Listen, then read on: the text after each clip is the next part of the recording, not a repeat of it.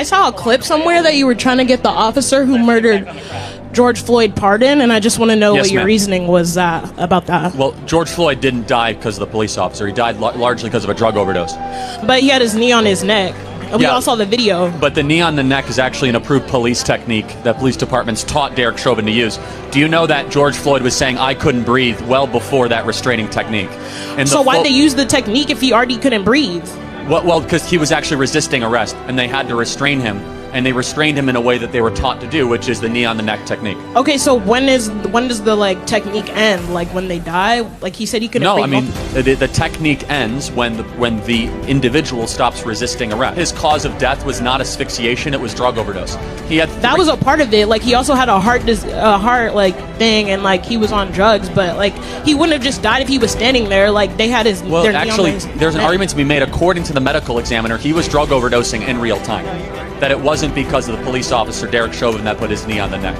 And again, they were taught to do that. According to the Hennepin County Police Department, they teach that as an approved restraint technique.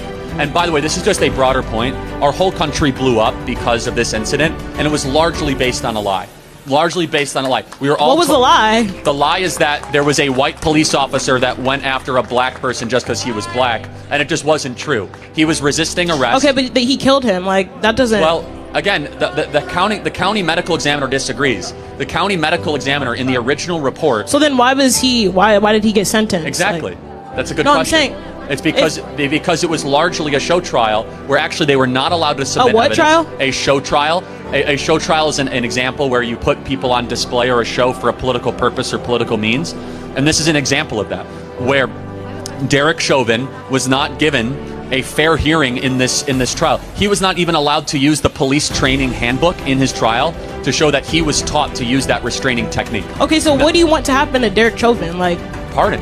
So he's just free? What is that? Yes.